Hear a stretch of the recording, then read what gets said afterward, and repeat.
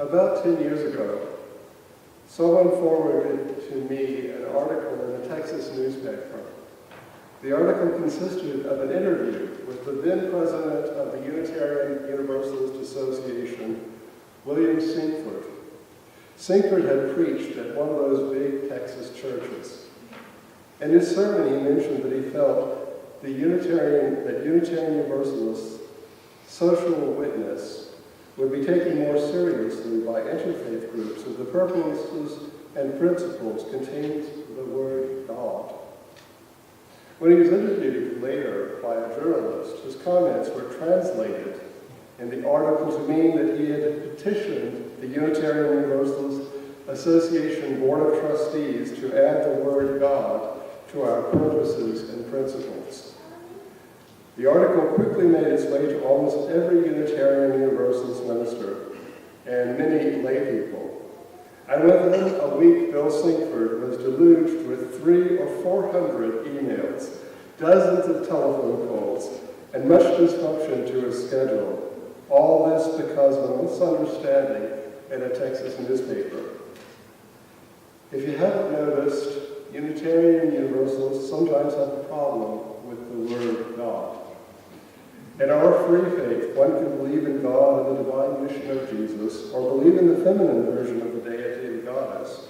One can believe something else, or doubt, or deny belief in any deity whatsoever.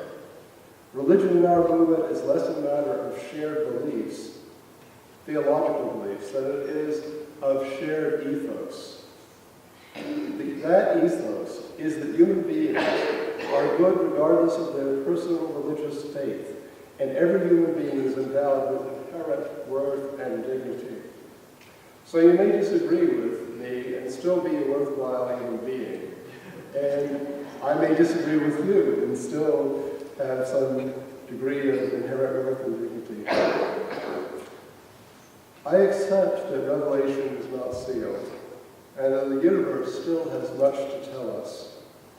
Yet in the midst of this discomfort that some feel about the word God, others draw strength from the notion of the divine. Today I want to tell you about theism in our Unitarian Universalist faith. This is risky. In most of the Unitarian Universalist communities to which I belonged or ministered, God was hardly mentioned. It is said that in the past the only time that God was mentioned during a Unitarian Universalist Sunday service was when the minister stubbed her toe on the way to the pulpit.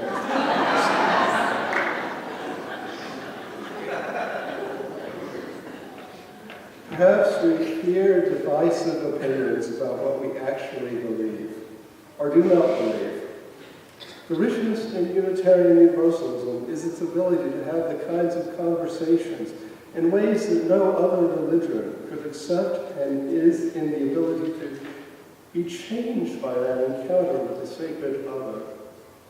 In that regard, it is good to talk about God every now and then, even if for no other reason than it is good to know what other people's views of God are that motivate them to do good in the world. So, what is theism? Two definitions exist. The first one is more general, and when you're outside of a Unitarian Universalist context, it's the one to which people refer. In the general community, theism is the belief in something or someone that one refers to as God, goddess, or gods. In that sense, neo-pagans, Hindus, Jews, Muslims, Christians, Shinto believers, and believers in thousands of smaller religions are all theists. They all believe in some sort of supernatural being or beings. These religions have definite beliefs about God and the world and humanity through those beliefs. They practice rituals, educate the faithful. Most of them pray in a certain way. Theism in Unitarian Universalism means something different from the general definition. Theism amongst us means a belief in God or goddess, or gods outside of the traditional beliefs of established religious movements. Theism for Unitarian Universalists holds that God does exist, but does not turn to God in the same way necessarily that Christians, Jews, Muslims, Hindus, pagans, or other religious traditions believe. That does not mean that theists in our movement are not informed by traditional religious views of God. They are often inspired by Christian prayer, Hindu ritual, and other religious expressions. But that is not the only way they believe about God. And theism in our tradition means that there are many different paths to God, and some people will often be eclectic in their theism, believing both in Christianity and Hinduism. And some people make it work. I don't always understand how people make it work, but it's part of our uniqueness as individuals.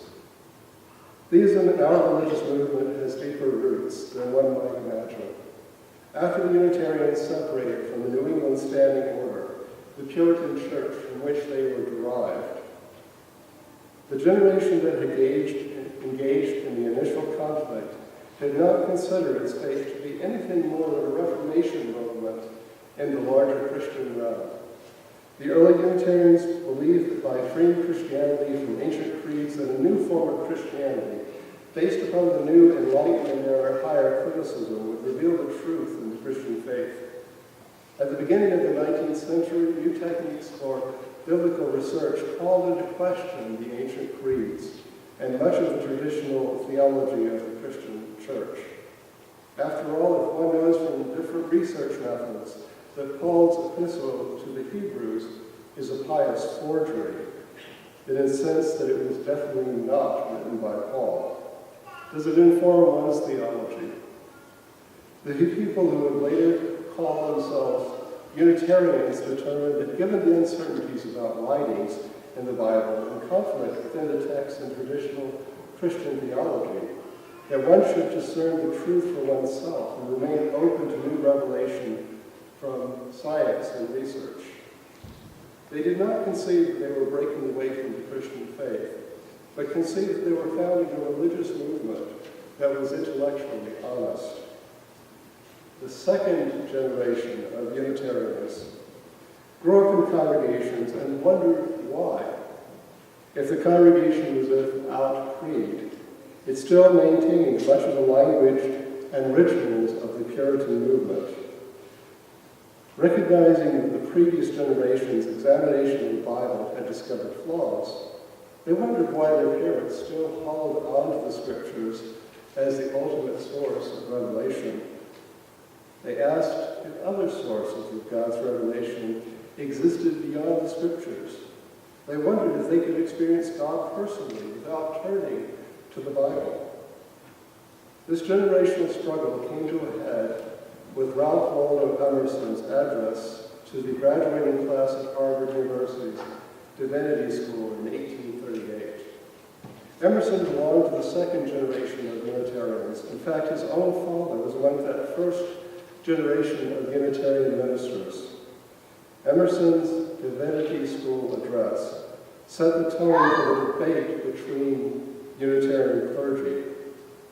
In his speech, Emerson pointed out that the natural world was not in accord with the Scriptures, and that traditional Christianity had removed the sacredness of personal revelation in favor of community standards of truth. Emerson exhorted the graduating ministry students to take no models of ministry, and that was a reference to Jesus, but rather to take revelation from direct intuition of God's presence. He encouraged them to find their own divine revelation and to found a different kind of church. Emerson never denied the importance of Jesus to his faith. He was trying to find a religious movement within the Unitarian Church of his day that would be based upon the kind of revelation that Jesus experienced, personal and authoritative. Emerson hoped that Unitarian leaders would find their own revelation with and beyond the Bible. He hoped that they would endeavor to find God in their world, in their own lives from many different sources. He even mentioned faiths outside of traditional Christianity, like faiths of Asia and Africa. At the time of the Divinity School address, Ralph Waldo Emerson was still a Unitarian minister, and his words were the founding reasoning behind theism in our movement. Emerson later left the Unitarian ministry, but attended Unitarian churches until his death. Eventually, Emerson's theism became less controversial amongst Unitarians, and the Unitarian movement, although it was primarily Christian until the Second World War, made space for theism. Indeed, ours was probably the only religious faith before the Second World War that made a place for believing in God through personal revelation and without traditional interpretation. Emerson was also responsible for another way we understand God. He found that the word God carried too much baggage. God was encrusted with 3,000 years of theological assumptions. For Emerson, one could not say God in the English language without a traditional Jewish or Christian theological beliefs associated with the word. Emerson encouraged others to find their own words to describe the God they experienced. And that was what Emerson was writing about in the responsive reading we had this morning, the Oversoul, because that is what Emerson actually called God. He found that he couldn't use the word God, so he called it the Oversoul. And many Unitarian Universalists, in my experience, found that reading God helps them pray and discover a deeper relationship with the eternal. By calling God something other than God, they can name God as something different from traditional interpretations. In my time as a Unitarian Universalist minister, and before that as a layperson, I have known Unitarian Universalists to create many names for the God in whom they believed. One referred to God as divinity.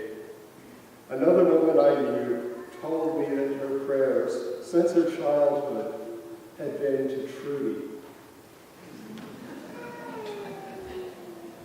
Unitarian Universalists have spoken of God as Holy One, Mother and Father, Creator, Higher Power, and some of them even use the word Spirit of Light.